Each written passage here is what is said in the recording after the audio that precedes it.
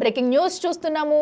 ఉగ్రవాదుల ఖండగా పాకిస్తాన్ నిలుస్తుంది. సో ఇప్పుడు పాకిస్తాన్ తీసుకున్న డిసిషన్ చూస్తే ఉగ్రవాదని ఏ రేంజ్లో పెంచిపోషిస్తుందో మరొక్కసారి ప్రపంచానికి చెప్పే ప్రయత్నం చేసింది పాకిస్తాన్. ఏదైతే ఆపరేషన్ సింధూర్లో మరణించిన ఉగ్రవాదులు ఉన్నారో వారికి ఇప్పటి వరకు దగ్గరుండి అంత్యక్రియలు చేయడం కూడా చూసాము. అయితే ఇప్పుడు చనిపోయిన వారికి నష్టపరిహారాన్ని కూడా ప్రకటించింది పాకిస్తాన్ ప్రభుత్వం. అయితే ఎవరైతే చనిపోయారో ఒక్కొక్కరికి ₹1,00,00,000 చొప్పున నష్టపరిహారాన్ని ప్రకటిస్తున్నామంటూ కూడా అటు పాక్ ప్రధాని అయితే వెల్లడించారు.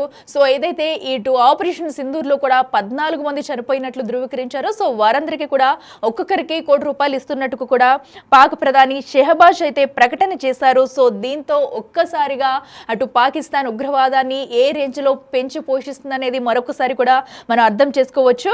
అయితే బహవల్పూర్లోని మదర్సాపై క్షిపణి దాడి జరిగింది. ఆ దాడిలో మసూద్ తమ్ముడు కుటుంబ సభ్యులు కూడా మృతి చెందారు. అయితే మొత్తం 14 మంది చనిపోయినట్లు కూడా ఇప్పటికే ఒక ప్రకటన చేశారు. 14 మందికి కూడా ₹1,00,00,000 చొప్పున అయితే పాకిస్తాన్ నష్టపరిహారం ఇవ్వనున్నట్లయితే అధికారికంగా ప్రకటించారు అటు పాకిస్తాన్ ప్రధాని. అయితే దీంతో ఇది మరొకసారి కూడా చర్చకు దారితీసే అవకాశం ఉంది. అయితే ఉగ్రవాదాన్ని రెచ్చగొడుతూ పెంచి పోషిస్తూ ఇప్పటికే భారత్ మీదకి దాడికి దిగిన ఘటన అయితే ఇప్పటి వరకు మనం చూసాము. సో అయితే ఆపరేషన్ సింధూర్లో చనిపోయిన వారికి ఏకంగా నష్టపరిహారం ఇవ్వబోతున్నట్టు అధికారికంగా ప్రకటించారు పాక్ ప్రధాని అయితే. సో అయితే ఇప్పటి వరకు చనిపోయిన వారికి అధికారిక లాంఛనాలతో కూడా అంత్యక్రియలు చేశారు. సో వాటన్నింటినీ కూడా ఇప్పటివరకు మనం చూస్తూ వచ్చాము. ఉగ్రవాదానికి వాళ్ళకున్న సంబంధాలు ఏంటనేది ప్రపంచానికి తెలిసేలా కూడా ఒక్కొక్కరి కీలక వీడియోస్ కూడా బయటకు రిలీజ్ చేశారు. ఈ నేపథ్యంలో ఒక్కొక్కరికి ₹1,00,00,000 పరిహారాన్ని ఇస్తున్నట్లు కూడా ప్రకటించారు. సో దీంతో ఇది మరొకసారి చర్చకు వచ్చే అవకాశం కనిపిస్తుంది. ఇక ఇదే అంశానికి సంబంధించి మరింత సమాచారం అందించేందుకు మా ప్రతినిధి శివ లైవ్లో అందుబాటులో ఉన్నారు. శివ, చెప్పండి. మనం చూస్తున్నాము ఆపరేషన్ సింధూర్లో కూడా అటు ఉగ్రవాదాన్ని హతమార్చిన ఘటన చూస్తున్నాం. అయితే పాకిస్తాన్ మరొకసారి ఉగ్రవాదాన్ని ఎంకరేజ్ చేస్తూ చనిపోయిన వారికి కూడా ఇటైతే నష్టపరిహారాన్ని ప్రకటించింది. అసలు దీన్ని ఏ విధంగా చూడాలంటారు? సో ఉగ్రవాదాన్ని పెంచి పోషించడమే వారి పని అనుకోవచ్చు. ఆ డీటెయిల్స్ ఏంటి? రైట్ అఖిల, ఏదైతే ఆపరేషన్ సింధూర్ చేపట్టిన తర్వాత 9 ఉగ్రవాద స్థావరాలు టార్గెట్ గా భారత్ క్షిపణులతో సంబంధించి ఏదైతే జైష్ మహమ్మద్ చీఫ్ మసూద్ అజార్ కు సంబంధించిన కుటుంబం అక్కడ నివాసం ఉంటుంది. అదొక మదర్సా వారు చెప్తున్నారు. ఆ మదర్సాపై క్షిపణి దాడి చేయడంతో దానిలో దాదాపు 14 మంది చనిపోయారు. అంటే వీరే కాకుండా ఇక ఎవరైతే ఉగ్రవాద స్థావరాలపై దాడి చేసినప్పుడు భారత్ ఏదైతే ఆపరేషన్ సింధూర్ లో భాగంగా దాడి చేసిందో చనిపోయిన వారందరికీ కూడా ₹1,00,00,000 నష్టపరిహారం ప్రకటిస్తాం. వారి కుటుంబ సభ్యులు ఎవరైతే మిగిలి ఉన్నారు చట్టపరంగా వారు కుటుంబ సభ్యులు వారసులుగా భావిస్తే అటువంటి వారికి చనిపోయిన ఒకరికి కూడా ₹1,00,00,000 నష్టపరిహారం ఇస్తామంటూ కూడా ఒక ఎక్స్గ్రేషియా కూడా పాకిస్తాన్ ప్రధాని షెహబాజ్ షరీఫ్ ప్రకటించారు. దానిలో భాగంగా జైషే మహమ్మద్ చీఫ్ మసూద్ అజార్కు సంబంధించిన అతని భార్య, అక్క, మరోవైపు బావ, మేనలుడు, చిన్నపిల్లలు, మొత్తం అంటే పిల్లలందరూ కూడా కలిపి దాదాపు 14 మంది చనిపోయారు. ఈ నేపథ్యంలోనే వారి కుటుంబ సభ్యుల తరపున జైషే మహమ్మద్కు మసూద్ అజార్కు ఈ నష్టపరిహారం అనేది 14 కోట్ల నష్టపరిహారం అనేది ఇవ్వబోతున్నట్టు కూడా తెలుస్తోంది. దీన్ని బట్టి అందరూ కూడా భారతీయులు కానీ ఇటు దేశవ్యాప్తంగా పాకిస్తాన్లోని ఒక వర్గం ప్రజలందరూ కూడా ఉగ్రవాదాన్ని పెంచి పోషిస్తూ ఉగ్రవాదులకు నష్టపరిహారం ఇవ్వడం ఏంటంటూ కూడా కొంతమంది విమర్శలు చేస్తున్న పరిస్థితి కనిపిస్తోంది. అంటే ఒకవైపు వాళ్ళకి నష్టపరిహారం ప్రకటించడం, దానికన్నా ముందు ఎవరైతే చనిపోయారో వారందరికీ సంబంధించిన అంత్యక్రియలో ప్రభుత్వ లాంఛనాలతో ఇటు ఆర్మీకి సంబంధించిన సైనికులు పాల్గొనడం, ఇటు ప్రభుత్వ అధికారులు కూడా కొంతమంది పాల్గొని అంత్యక్రియలు ముగిసే వరకు కూడా కార్యక్రమాలు పాల్గొని పాకిస్తాన్కు సంబంధించిన జెండాను కూడా వారు శవపేటికల పైన కప్పి మరి వారికి నివాళులు అర్పించారు. ఇక హాస్పిటల్ ఎవరైతే ట్రీట్మెంట్ పొందుతున్నారో వారందరికీ కూడా ప్రభుత్వ ఖర్చులతోనే వారందరికీ కూడా వైద్యం అందించినట్టు తెలుస్తుంది. దానిలో భాగంగా మరొక కీలక నిర్ణయం అని ప్రధానంగా చెప్పుకోవాలి. ఈ కీలక నిర్ణయం అనేది వివాదాస్పదం అవుతున్న పరిస్థితి కనిపిస్తోంది. అంటే ఉగ్రవాదులకు నష్టపరిహారం ఏంటి అనేది కూడా అందరూ ప్రశ్నించుకున్న పరిస్థితి కనిపిస్తోంది. దానిలో భాగంగానే ఒక్కొక్కరికి ₹1,00,00,000 ఇటు జైషే మహమ్మద్ చీఫ్ మసూద్ అజార్కు సంబంధించిన కుటుంబ సభ్యులు 14 మంది చనిపోయిన నేపథ్యంలో వారి కుటుంబ సభ్యుల తరపున అతను వారసుడిగా ఉన్నారు కాబట్టి 14 కోట్లు అనేవి అతనికి ఇస్తామనేది కూడా పాకిస్తాన్ ప్రభుత్వం చెబుతోంది. మరోవైపు ఏదైతే పాకిస్తాన్ ఉగ్రవాద స్థావరాలను టార్గెట్ చేసిందో ఆపరేషన్ సింధూర్తో భారత్ ఆ ఉగ్రవాద స్థావరాలు ఏవైతే దెబ్బతిన్నాయో ఆ ఇళ్ల నిర్మాణం కూడా ప్రభుత్వమే చేపట్టే నిర్ణయం తీసుకున్నట్లుగా కూడా తెలుస్తుంది. ఒకవేళ మళ్ళీ ఆ ఉగ్రవాద స్థావరాల ప్లేస్లో మళ్ళీ నిర్మాణాలు చేపట్టి మళ్ళీ అక్కడ ఉగ్రవాదాన్ని పెంచి పోషించే విధంగా ఏమైనా నిర్ణయాలు తీసుకుంటారనేది కూడా ఒకవైపు నిశ్చితంగా భారత ప్రభుత్వం కూడా పరిశీలిస్తుంది. ఒకవేళ అటువంటి నిర్ణయం తీసుకుని ఒక ఇల్లు నిర్మించినప్పటికీ దాంట్లో మళ్ళీ ఉగ్రవాద కార్యకలాపాలు కొనసాగితే మాత్రం తదుపరి యాక్షన్ సీరియస్గా ఉండబోతున్నట్టు కూడా భారత్ అంతర్గతంగా చర్చించుకుంటున్న పరిస్థితి కనిపిస్తుంది. మొత్తంగా చూసుకుంటే ఏదైతే పెహల్గామ్లో ఉగ్రవాదుల కాల్పుల తర్వాత భారత్ తీసుకున్న కఠిన నిర్ణయాలు కానీ తర్వాత ఆపరేషన్ సింధూర్ ద్వారా అక్కడ అనేక ఉగ్రవాద స్థావరాలు గుర్తించారు. దాదాపు 21 ఉగ్రవాద స్థావరాలను గుర్తించారు. దానిలో 9 ఉగ్రవాద స్థావరాలను భూస్థాపితం చేశారు. మరోవైపు ప్రతిగా వారు దాడులు చేసిన నేపథ్యంలో అక్కడ పాకిస్తాన్కు సంబంధించిన వైమానిక స్థావరాలు కానీ ఎయిర్ బేస్లను అన్నీ కూడా భూస్థాపితం చేసిన పరిస్థితి కనుక చాలా వరకు నష్టాన్ని చవిచూసింది పాకిస్తాన్. చివరకు కాళ్లబేరానికి వచ్చి కాల్పుల విరమణ ఒప్పందానికి సంబంధించి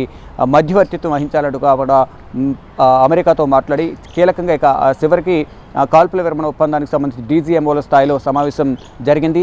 భవిష్యత్తులో ఇటువంటి సీజ్ ఫైర్ అనేది జరగకూడదు, కాల్పుల విరమణ ఒప్పందానికి అందరూ అంగీకరించాలి, మళ్ళా 48 గంటల్లో మళ్ళీ భేటీ అవుతుందని తెలిపిన నేపథ్యంలో ఈరోజు మిలిటరీ ఆపరేషన్ సంబంధించిన డైరెక్టర్ జనరల్స్ మరోసారి సమావేశం కాబోతున్నారు.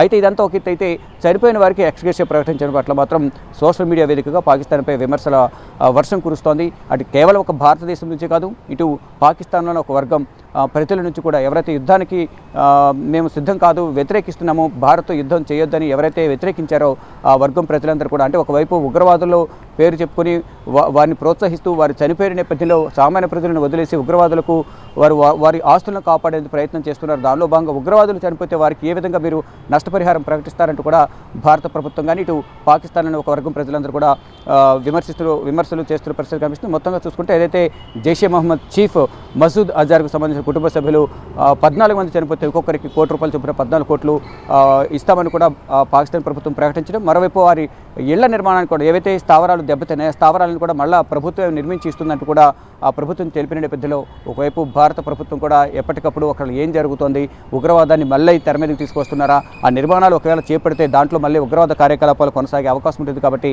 అటువంటి వాటిపై ఒక కన్ను వేసి ఉంచాలనేది కూడా కేంద్ర ప్రభుత్వం భావిస్తోంది. కానీ దేశవ్యాప్తంగాను ఇటు పాకిస్తాన్లో కూడా ఉగ్రవాదులకు నష్టపరిహారం ప్రకటించడం పట్ల వ్యతిరేకత వ్యక్తమవుతోంది. మనం చూసాము అటు ఉగ్రవాదులు హతమార్చిన తర్వాత కూడా వారి అంత్యక్రియలకు వెళ్ళడం అప్పుడు కూడా కొన్ని విమర్శలు అయితే ఎదుర్కొన్నారు.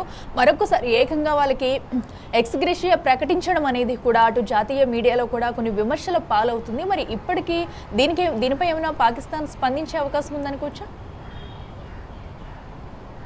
రైట్, ఒక నిర్ణయం తీసుకున్న తర్వాత ప్రతిసారి కూడా పాకిస్తాన్ వివాదాస్పద నిర్ణయాలే తీసుకుంటుంది. ఒకసారి పెహల్గాంపై దాడి జరిగిన తర్వాత పెహల్గాంలో దాడి చేసి 26 మందిని పొట్టన పెట్టుకున్నారు. దాని తర్వాత భారత ప్రభుత్వం కీలక నిర్ణయాలు తీసుకుంది, కఠిన నిర్ణయాలు తీసుకుందని ప్రధానంగా చెప్పాలి. ఈ నిర్ణయాలు తీసుకోవడంలో పాకిస్తాన్ అనేక విధాలుగా ఇబ్బందులు ఎదుర్కొంది. దాని తర్వాత దానికి ప్రతీకారంగా ఉగ్రవాద స్థావరాలను మట్టుబెడతామని భారత ప్రభుత్వం చెప్పింది. దానిలో భాగంగా ఉగ్రవాద స్థావరాలను టార్గెట్గా చేసుకుని భూస్థాపితం చేసింది. దాంట్లో దాదాపు 100 మందికి పైగా ఉగ్రవాదులు చనిపోయారు. అయితే ఉగ్రవాదుల అంత్యక్రియలో పాల్గొనడం ఒక వివాదం అయితే చనిపోయిన ఉగ్రవాదులకు ఎక్స్గ్రేషియా ప్రకటించడం మరొక వివాదం.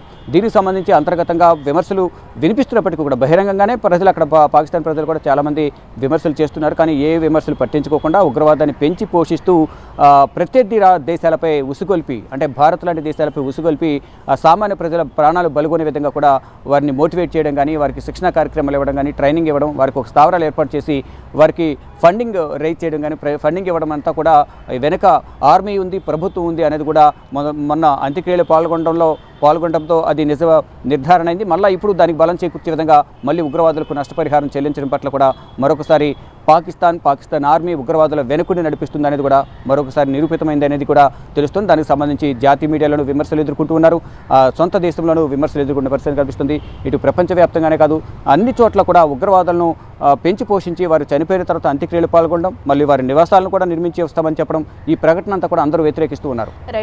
Thank you. సో ఏదైతే మనం చూస్తున్నాం పాకిస్తాన్ అయితే ముందు నుంచి కూడా విమర్శలకు తావిస్తూనే వస్తుంది. సో ఈ నేపథ్యంలో అటు ఉగ్రవాదాన్ని ఏ విధంగా పెంచి పోషిస్తుంది అనేది కూడా మనకి ఇప్పుడు క్లియర్ కట్గా అర్థమవుతుంది.